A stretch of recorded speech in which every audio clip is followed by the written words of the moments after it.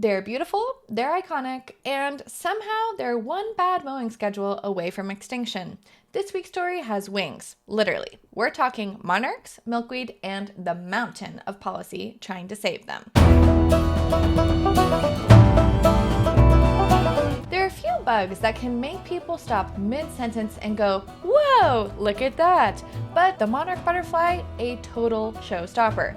Every fall, millions of orange and black wings take off in a migration so epic it deserves its own soundtrack. Welcome back to Beyond the Bill Number, where we dig into the laws behind the headlines and sometimes the wings behind the wonder. I'm Sarah. And I'm Stephen, here to translate policy jargon into something slightly less painful. And today we're talking about America's favorite migratory insect. Not my favorite, but America's, and the bills trying to keep them from fluttering off the map. So, you got something against butterflies? I'm sure there's a story there. I actually really don't like monarch butterflies. I think I might have what is considered a phobia of them. Wow. Nobody has a phobia against butterflies. Particularly monarchs, actually. I don't know if I really care about other butterflies. I can see other butterflies and I'm like, oh, monarchs. a butterfly. Yep, all the monarch butterflies who are watching this podcast right now are going to be so upset. Yes, when I was 14, I was in Mount Hood at a ski camp, and it was during a monarch migration, and they were everywhere. It was hordes and swaths and clouds and they just were everywhere. Yeah, you might feel that way, but you don't feel that way.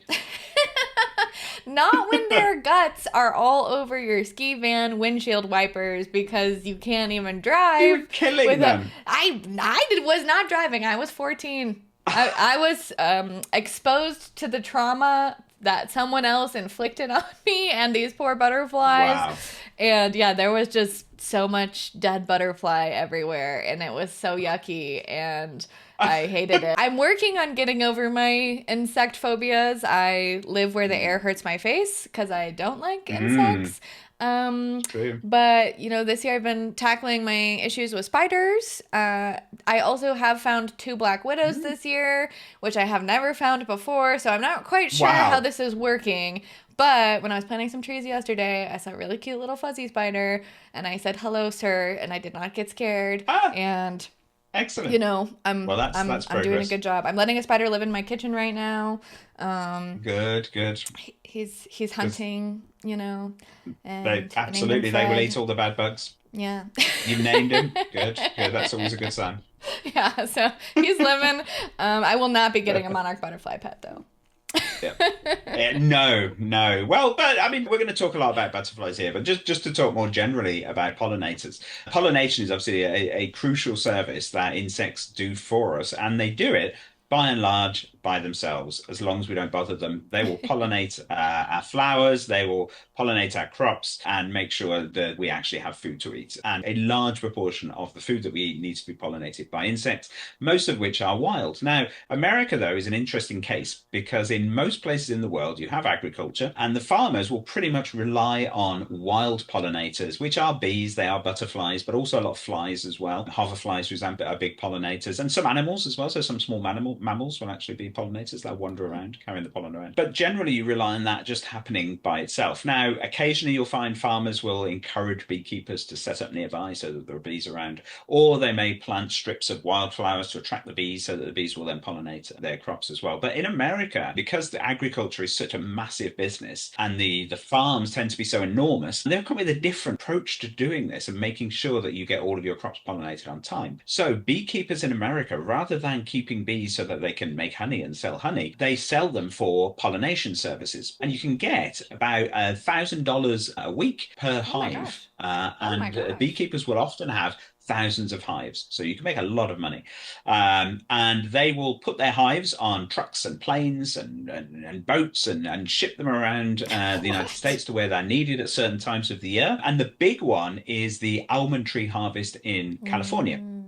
So Mm-hmm. every almond tree has millions of buds on it, and each of those buds need to be visited several times by a pollinator just to make sure that you actually get an almond grown out of it. And obviously, there are millions of trees in these Yeah. huge almond plantations, and it looks fantastic. If you look at all these array of blossoms and trees and things, it looks fantastic. But actually, from a biodiversity point of view, it's a desert. It's terrible because there's nothing there but almond trees, and almond trees only provide food for pollinators for a brief window of a few weeks a year. It means that pollinators can't survive there. So there are virtually no Um, natural pollinators in California, in this oh part my of California, gosh. because they starve to death. They starve to death the rest of the year because there's nothing to eat. Wow.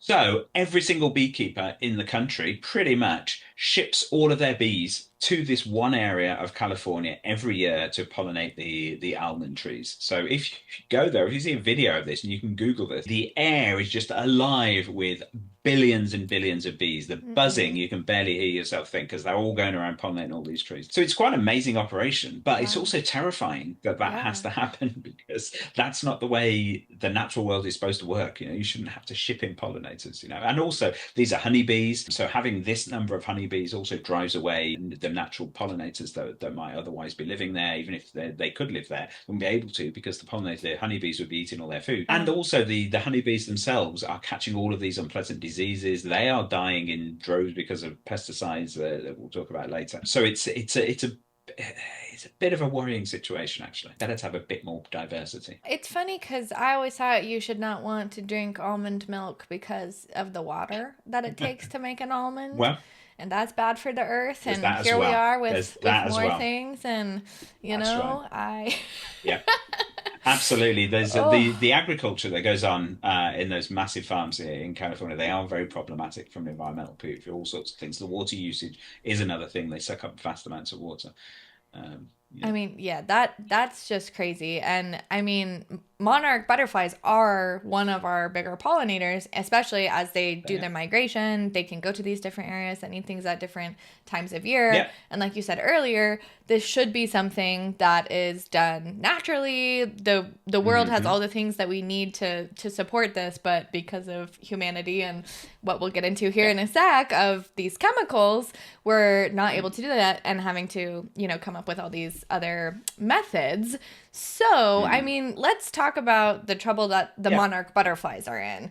They are in serious trouble, right? Yes, it's not great news in butterfly land. So the monarchs have lost a lot of their breeding and feeding grounds thanks Mm. to disappearing milkweed, which is basically their entire nursery and buffet rolled into one. So one of the curious things about monarch butterflies is that they have to have milkweed to both feed and breed. They're not very sort of diverse eaters, let's say. They're quite fussy Mm. when it comes to their eating. Picky. So it must be milkweed. And milkweed obviously is a weed. So it's not something that people are planting necessarily automatically for any other purposes. So it's not like they Hmm. can find a field of milkweed and they're away, really. So if you have no milkweed, you have no monarchs. Wow, okay. What's killing this milkweed that does exist then? Yes, well, there's a triple threat. So this is similar to a lot of habitats for major pollinators. The first one being is herbicide-heavy agriculture. Now, that's particularly a particular problem in the United States. The agriculture lobby is extremely powerful, and they've resisted restrictions and bans on herbicides for a long time. So a lot of herbicides and pesticides that are banned elsewhere in the world are absolutely fine to use in the United States. But then you've also got overly tidy roadside maintenance. So milkweed will tend to grow in verges. So all the highways and roads that have grass verges down the side, they are great places for milkweeds and great place for these butterflies to actually get their feed. But if Okay. you are aggressively mow them, then Mm, your milkweed doesn't grow and it's not there okay. as a food source for the butterflies. And then the final one, of course, is just good old-fashioned urban sprawl. The more buildings you create, the more areas of the country that you tarmac over, the less space there is for the butterflies. So you've got farmers who are planting herbicide-resistant crops. They're spraying broad-spectrum weed killers. They're mowing before the milkweed can seed. If you add in manicured lawns, non-native landscaping, which is seen more and more, and you've got migration with fewer pit stops every year for these butterflies. Let's just think about the monarch butterfly migration, because that's one of the reasons why monarchs are so iconic and so Mm-hmm. amazing, is that every year they will migrate from the United States all the way down to Mexico. Yep. One patch in Mexico, they'll masses of them concentrate on all these trees, they'll do their business, then they'll come back again. And that's quite unusual for small insects of that kind that they will actually travel such huge distances. But on the way, they do need these pit stops so they can be feeding because butterflies actually eat quite a lot. Wow. I did not know that they were so hungry. And the landscaping problem is a huge thing. We're thinking of xeriscaping our front yard. And we were talking about all these plants that we're going to plant that are native Colorado, Denver plants that are good for pollinators. Yes. And my mom's allergic to bees. And she was like, oh, I don't know if you want to do that. And I was like, I think we do. Yes, yes, you do. Yeah, absolutely. Absolutely. Always go native plants when you can. Yes. Yeah. And less work for you. So. Yes, absolutely. Okay, so this isn't just bad vibes. Yes, that's right. So there is a lot of data on migration patterns and the numbers of monarchs, and it's not good. So eastern monarch numbers hit a historic low in 2023. There was less than a single hectare of overwintering forest in Mexico. So that's like one soccer field of butterflies where there used to be many, many more. They rebounded a little bit in 2024. There was 1.79 hectares, but it's still pretty grim news for the butterflies. Western monarchs, the ones that overwinter along California's coast, are down from millions to just a few hundred thousand now. Maybe that's by people driving over them. I don't know. That could be one of the things. You know what? I'll call up my ski coach and tell him he's the problem with America, okay? Okay, so the butterflies are in trouble either by ski team bans or all these other things we talked about. What is the government doing about it, if anything? Well, there's some good news. There's a lot of things happening, actually. Okay. So December 2024, the US Fish and Wildlife Service proposed listing monarchs as a threatened species under the Endangered Species Act, or ESA. They paired it with what's called a Section 4D rule, so basically a tailor-made rule book to help butterflies. The idea is to protect monarchs and their habitat without turning every farmer, road crew, or gardener into a potential ESA violator. So it's a softer carrot over stick approach. So this one of the problems with monarchs has been that they do need this milkweed, and milkweed is not something that people want growing in their gardens. It's not something that you want in road verges necessarily, or that farmers want in their fields. So this is a sort of softer approach, really saying you don't have to do this, you don't have to protect milkweed, but we'd really like you to. Okay, and that's pretty rare for federal regulation, right? Yeah, particularly of this kind. So normally the ESA means thou shalt not disturb, but here the service is saying, hey, if you plant milkweed and nectar flowers, then you're in the clear. They're even proposing 4,395 acres of critical habitat along the California coast, which is quite a specific number, isn't it? You know, that's exactly what was calculated to need for the hundreds of thousands instead of the millions. That's brilliant. That's brilliant. Okay, so that's on the federal side. That seems pretty good.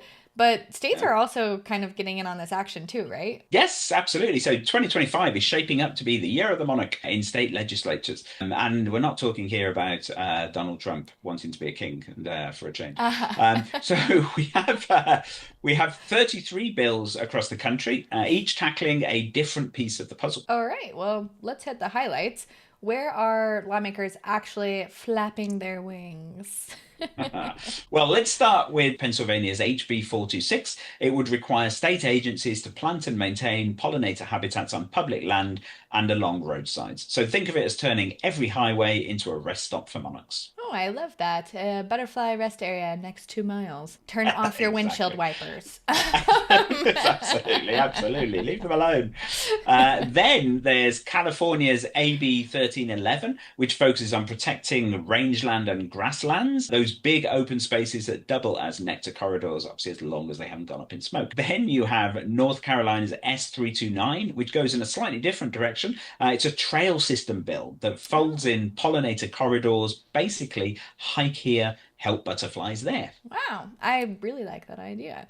Okay, so those are the habitat bills, but there's another problem also, that the plants themselves can be toxic? Absolutely, yes. Unfortunately, that is true. Some nurseries sell pollinator-friendly milkweed that's actually soaked in neonicotinoid pesticides, or neonics, which are terrible for insects. So neonics is something that people may well have heard of because it's been a very controversial issue. The neonics are probably the worst possible pesticide for bees in particular, but other pollinators more broadly. You put a little bit of that on your field and it will just kill everything. And they're banned in most places. So they're banned all over Europe, certainly banned in the UK, but the various sort of activists who've been trying to get them banned in the US have so far failed because the agriculture lobby is obviously very powerful. So neonics are fine in the United States, if not anywhere else. So New Jersey's A3017 would actually ban these pesticide-laced plants from retail shelves. And other states are eyeing similar bans or labeling rules, syncing up with that federal 4D rule pushing for safer planting. Okay, all right.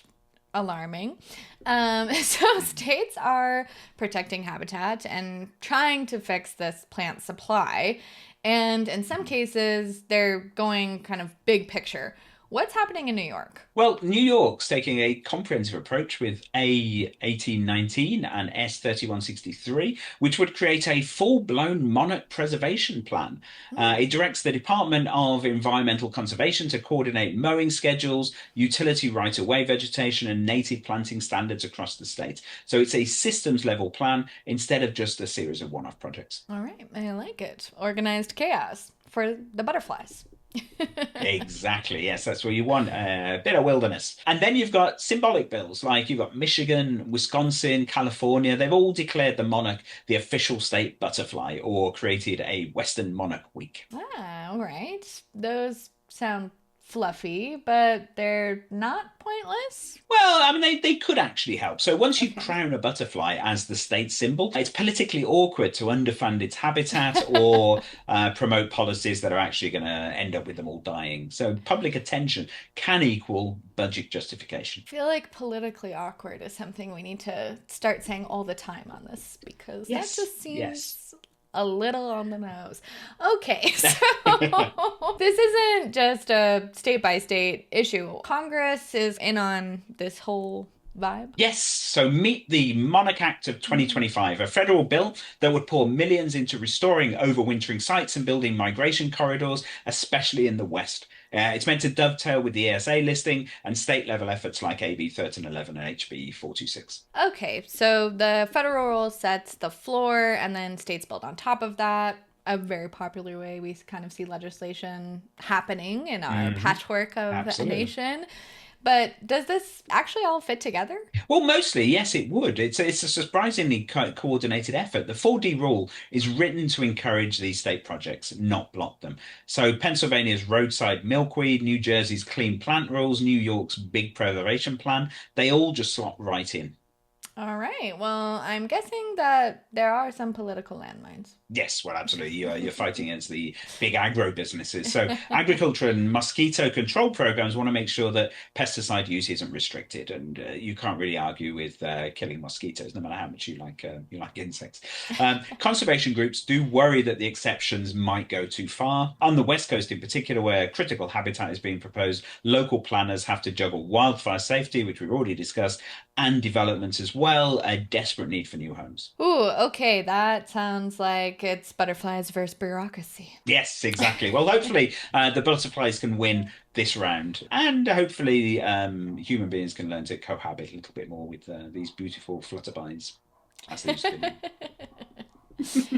All right, before we wrap, what does real progress here look like? How will we know if these bills are working? Well, we'll see it in the data and we'll see it in the dirt. So you've got roadside and utility corridors seeded with native flowers and milkweed, garden centers selling pesticide-free plants that are actually pesticide-free, overwintering groves in California with better canopy cover, and most importantly, eastern monarch populations stabilizing at a multi-hectare levels instead of crashing. All right, well, that sounds like the monarch comeback story. Ready to take on this legislative adventure. Absolutely, absolutely. I mean, if the bill pass, of course, which, well, there's always that, isn't there? So the ESA sets the stage, states fill in the details. Together, they give this migration a fighting chance. Okay, well, thanks for listening to Beyond the Bill Number. You can read the full blog and track every butterfly-related bill that we mentioned at BillTrack50.com. And don't forget to subscribe, rate, and share, especially with that one friend who won't stop talking about their pollinator garden. We keep it factual, funny, and sometimes just a little bit fluttery. Indeed. Catch you next time and keep looking beyond the bill number.